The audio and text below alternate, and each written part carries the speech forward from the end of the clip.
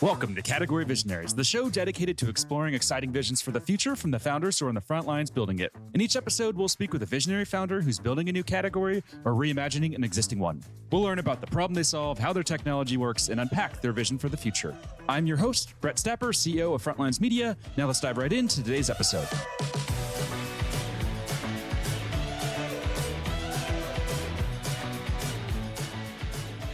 Hey everyone, and thanks for listening. Today I'm speaking with Vincenz Klemm, CEO and co-founder at Baobab, a cyber insurance startup that's raised more than $4 million in pre-seed funding. Vincenz, thanks for chatting with me today. Thanks for having me, Brett. Yeah, so before we begin talking about what you're building, let's start with a quick summary of who you are and a bit more about your background. Sure. Yeah, so originally born and raised in Germany, in Cologne, studied over here, made my way to the startup world in Berlin. There's a bit of an ecosystem in startups. Worked there at a fintech company and as a junior in a venture capital firm, but then decided that I want to see something else. And I moved to Italy and studied international relations and political science in Bologna, and then made my way to the US, graduated there in DC, and then decided to revisit the startup ecosystem again and look at the real deal in the Bay Area, moved out there, founded a company over there in 2016 called Gabi. Gabi stands for Get a Better Insurance, and it's a online broker, online platform to get cheaper insurance rates on your auto or home insurance. So that was my first foray into being an entrepreneur and also to insurtech. We built up this company and produced some quite annoying TV spots that maybe some of the American listeners have seen. I sold the company together with my co-founders to Experian and also decided to move back to Europe because that's where I ultimately wanted to live and where most of my friends' family, of course, still are, and moved back to Berlin and started a company called Baobab over here, which is a cyber insurance company. So right now it's not just a platform insurance, but it's really an insurance company that we're building that insures businesses against cyber attacks. And yeah, I'm super stoked to work on it together with my co-founder, Anton, who's the CTO and is the technical mind behind this endeavor. And and I think I can tell you a bit more about this as we go along. Nice. Sounds great. Before we dive into that, let's go back and talk about your previous company. So what year did you have that exit? That was in 2021. Okay, nice. And is it public what that was sold for? It was sold for 320 million. Yeah, so it's public. Wow, congrats. That's amazing. Yeah. And just to understand, what makes you tick as an entrepreneur and as a founder, what would you say is the greatest book or the best book that's had the greatest impact on you? Yeah, I mean, that's a tough one, actually, because there's so many books and that I've read. I really enjoy reading as such. And from a business perspective, I studied economics for a bit. So I was quite interested basically in the macro view of how things shape out. And I think there's a book that left a lasting impact on me. It's called The Culture of Growth by Joel Mokyr. And Joel is a professor who writes about the marketplace of ideas and how that plays a role in economic growth and progress for the world at large. So I think it was I was so interested in it and struck by it because it's written in such a great way. And it kind of like connects, individual ideas and individual endeavors very well to sort of an overall economic to the overall economy, if you will, and what's going on in the world at large. Nice. I'll have to check that out. What was the author's name again? Joel Mokyr. So it's Mokyr. Nice. Very cool. Now let's talk about what you're building today. So when it comes to defining the problem, how do you define the problem that Baobab solves? So the problem in this case is quite obvious. So companies get hacked, and that happens every day and actually way more than you think. And if you get hacked as a company, you may think, okay, what's the big deal? But there's two things that can happen. You can be liable for it. And for not meeting customer obligation or any other obligation, all sort of secrets of your company or personal identifiable information being out in the open on the web happens a lot. And the other thing is that your business may just stand still and you just can't operate and you lose revenue. And that's happening a lot. There's really an industry around this. It's not so much sort of kids just hacking or teenagers who don't like companies or something like that. It's really an industry that sort of does ransomware. And the way ransomware works is you hack a company, you encrypt all the data that it has, and you have a ransom demand for the company so that the company, of course, everything has to stand still. You can't really operate anymore. There's so much technology used in companies today that isn't, for the most part, not possible anymore. And then you, as an owner of the company, have to pay a certain sum, a ransom demand in crypto to an anonymous wallet. Then you can just hope that the hackers that hacked you give you the decryption keys for all your data and that you can continue to operate. But of course, you have no assurance that that actually takes place. And that's happening every day, and it's happening to many, many companies. The issue is underestimated because companies don't like to talk about it, right? I mean, they don't want to talk about that their cybersecurity was breached and so forth. But if you, like me, sort of go into this industry and start talking to companies, you have all these people opening up to you that are in management of some companies that says, yeah, this actually happened to us 2 months ago or a year ago, and it was terrible. So what we offer is two things. We insure the whole situation. So we insure against liability risk and business interruption losses, but we also help the companies in terms of crisis with our own personnel that helps them basically defend against the attack. We help them in recovery, and we also do prevention measures that make sure they don't get hacked in the first place. And we do this all, it's all an included service because ultimately we are very much aligned with the companies that we are insuring, because at the end of the day, we also benefit from having not to pay out a loss. And the company benefits also much more greatly from not being hacked because they worked on the cybersecurity. Got it. And when it comes to what you're actually insuring there, like how do they quantify the impact that, ransomware or that, cyber attack had on their business? Because I'm guessing there's, some easy things where it's, we were not able to operate our computer systems for 3 days. So this, cost X. But like, what about things like reputational damage and other things related to cyber attacks? Is there some amount that you're providing there in terms of insurance, or what does that look like? So the way it works is if you get the insurance out, you pick a coverage sum. Yeah. So you pick the amount of damages that you want to be insured against. And of course, larger companies should get higher sums there. But let's say you pick 1 million, then you're insured up to all the eligible costs up to the point where it reaches over 1 million. And from that point on, you would need to pay yourself. When it comes to reputational damage, so sometimes it's quite easy to assess, right? If you're being sued for a certain amount, it's quite clear, right? It's quite black or white. If there's a situation where it's not so clear what the damage is, when it comes to reputational damages, what we do is we pay for a PR firm to help you through that. But as you can see, maybe reputational damage can actually go beyond what a PR firm can do, right? So for us, for the insurer, it's always important that we have a bill that we can pay in the end. Yeah. So that's the way, or an invoice, so that's the way it works. But this goes back to the alignment. You don't want to get hacked, even if you're insured, because it's quite wild in terms of what the consequences can be and quite uncertain. Yeah, that makes sense. And what segment of the market are you currently focused on? Is it SMB, mid-market, or enterprise? It's SMB. So what that is, because there isn't really a good definition of that out there, is maybe a bit of mid-market there as well. We can insure companies up to 100 million in revenue. Got it. Makes sense. And then what's the go-to-market look like? How are you reaching that market? So the go-to-market is going via insurance brokers here in Europe. Mm-hmm. Yeah, so there is actually great industry characteristics in that sense because we have all these brokers that have working relationships with customers already. So we can make use of that. My first company I founded, Gabby, was an insurance brokerage. So I know a little bit what it's like to be a broker. And the role that they play in that value chain, I think, is greatly underestimated. They don't have the best reputation.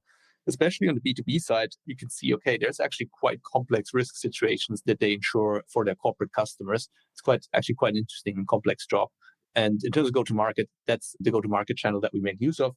The issue that brokers have and how we help them is that they oftentimes can't competently advise on cyber risk because they don't have a good grip on cyber risk. And it's something they say openly. It's a new topic for them still.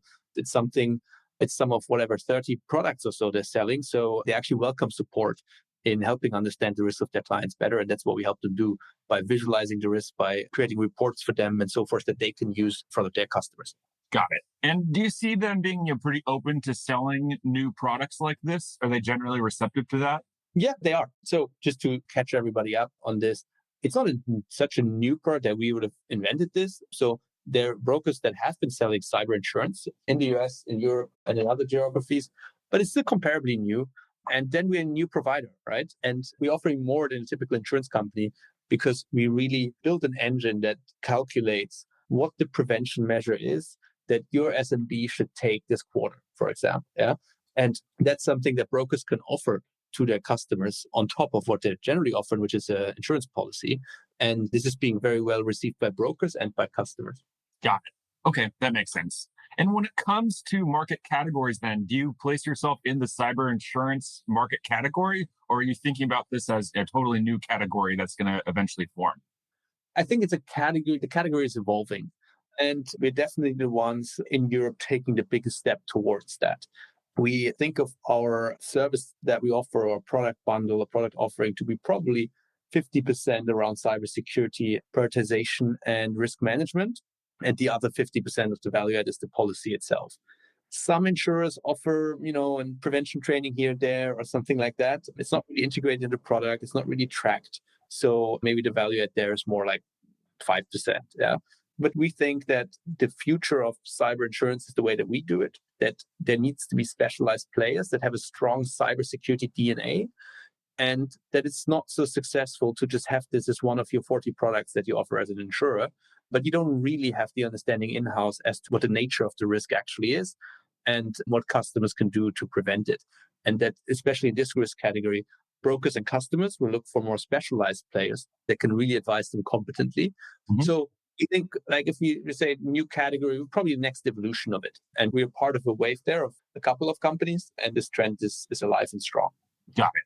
And when it comes to going outside of the German market, is this strategy going to be something that you can replicate from country to country?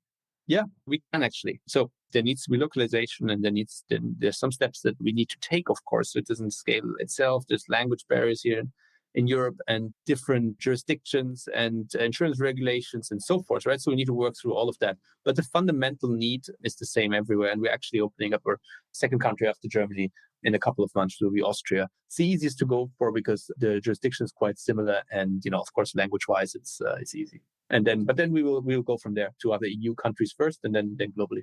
Nice. And insurance just seems like an industry that is extremely heavily regulated. Is that something you're going to have to deal with as well, country by country, and it's going to change, every time you go to a new country? Or is most of Europe going to be like somewhat similar, and is there somewhat of a template that you can follow? Well, us Europeans like to think of ourselves as having this sort of single market, but let me tell you, it's not really a single market yet when you look into it, right? So there are some things that have been harmonized, but it's maybe 20%, and the rest is stuff that you still need to figure out. And that's just the legal side of things. And then there's, different attitudes towards insurance and language and so forth, right? So that which comes on top. Got it. Makes sense. And how much traction have you seen since you launched? So we launched just a couple of weeks ago. So the first thing you need to do for listeners to understand when you want to found an insurance company is you want to get risk capacity. And if you're a startup, even if you raise a pre-seed round, you don't have the capital to, from a $4 million pre-seed round, we're not going to insure companies against cyber losses. So what you need to do is you need to get risk capacity. It's not technically reinsurance, but think of it as reinsurance. So basically you need someone behind you to back it. And we found Zurich Insurance, so one of the largest insurers in the world, being quite interested in this. And we partnered up with our friends at Zurich, and they provide the risk capacity for our customers. But we're the face to the customer. It's our product. And basically, if you would know, you don't know that Zurich is behind it. But if you're interested in it, I think it's quite good to know that you're not insured by some startup, but by one of the largest insurers in the world. And this is something that we worked on for quite a long time. And so this is why it took a year for us to get to this point. So we launched now. And we are seeing great traction with brokers. So we have onboarded 50 brokers in the last couple of weeks. They are very happy to work with us, which is something that also makes me very happy that this product is being perceived in the market so well. We, of course, have been chatting with the market and getting intel and so forth as to how we do things. But it's something else if you then actually wake up and say, okay, you have 50 distribution partners working with you right now, and they're calculating offers. We have first customers now. It's just getting started, but we see very good signs of early traction. Nice. And what is it about the insurance space that, excites you? Like, why insurance when you could have gone, probably any direction that you wanted to go with your career? Well, someone just told me, and it was in the US when I did my first insurtech, don't trust anyone who said they always wanted to be in the insurance industry. They're probably lying. That's what he said. And this guy is an insurance executive, right? Yeah, I wouldn't buy that. If you told me that, since you were a 3-year-old boy, you just dreamed of being in insurance, I think you're full of shit. Yeah. That's basically what he told me, and I shouldn't hire those people. That's what he said.